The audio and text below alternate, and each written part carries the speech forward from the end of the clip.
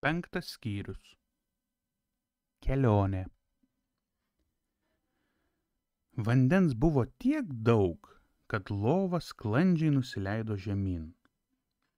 Ir tada prasidėjo ilga kelionė į nežinią. Atrodė, kad vandens srautas tyčia nepaleidžia berniuko lovos.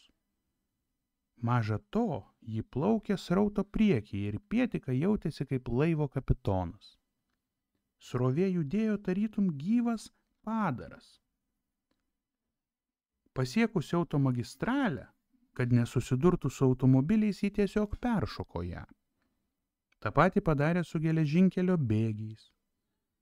Mašinistui pasirodė, kad jis važiuoja vandens tuneliu. Skrisdamas virš traukinio vagonų, Pietika spėjo pamatyti, kad jie pakrauti medienos rąstų, akmens anglies, plytų, vamzdžių, bet daugiausia buvo matyti cisternų su užrašu nafta. Pasiekęs mišką, vandens srautas ėmė žvitriai sukinėtis tarp medžių. Žvėreliai vos spėjo sprukti šalin. Tik nepasisekė didžiuliam lokiui, paryčiais prisnūdusiam prie eglės kamieno.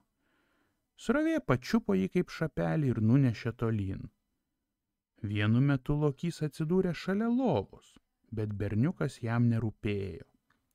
Jis tik tabalavo letenomis, bandydamas nepaskęsti. Priekyje pasirodė miško sąvarta, tai yra vėtros išversti medžiai. Išgelbėjusi lokį. Įsitvėręs vienos griuvenos, taip ir liko tysoti. Pietika pastebėjo, kad vanduo stengėsi atsikratyti viskuo, kas patekdavo į srautą. Lova buvo išimtis. Ji tiesiog suaugo su srautu. Berniukas laikėsi įsikibęs atlošo ir jautėsi saugiai, lyg būtų prisisegęs saugos diržą. Miškas baigėsi. Srovė pasiekė plačią lygumą. Iš pradžių Pietika dar matė ariančius traktorius, lėtai į kalvą kopiančius kombainus, toli besiganančias karves.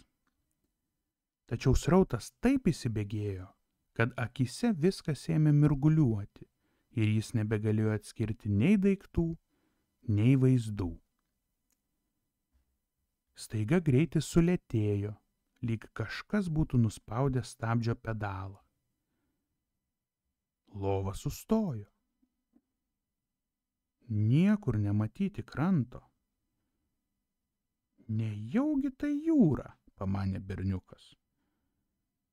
Prie horizonto linijos plaukė laivas, bet jis buvo per toli, kad prisišauktų pagalbos.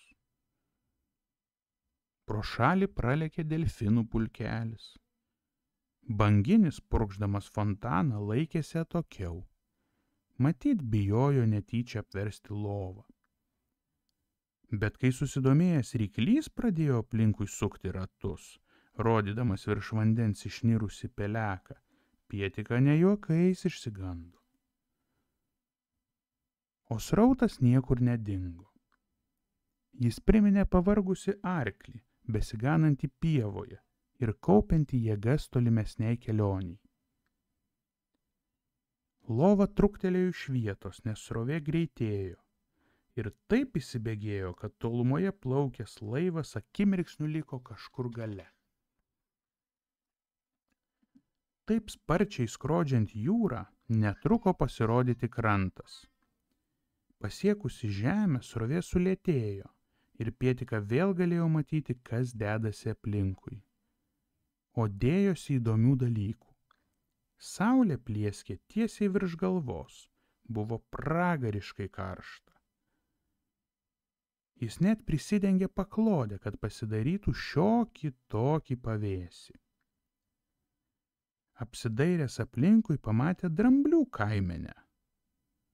Žirafos tingiai skabė medžių lapus. Lygumoje ganėsi didelis zebrų pulkas. Paskui juos slampinėjo 2 tigrai, tikėdamiesi lengvo grobio. Abejonių neliko. Lova plūduriavo Afrikoje.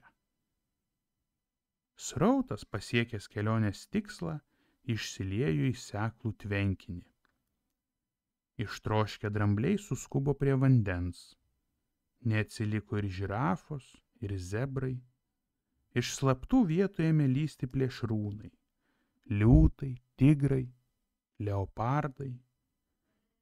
Nežinia iš kur atsidangino begemotai, krokodilai, raganosiai ir dar bala žino kokie berniukui nepažįstami žvėreliai. Pasidarė tikras širšynas. Visi draugiškai mėgavosi vandeniu. Pietika aikčiojo iš nuostabos, matydamas tokią gausybę žvėrių vienoje vietoje. Tačiau linksmybės truko neilgai. Staiga vanduo tvenkinyje ėmė sparčiai kilti. Žvėrys traukėsi atatupsti, kad nepaskęstų, bet vanduo neapsiramino, vis kilo ir kilo. Tada žvėrys ropštėsi į aukštesnes kalvas.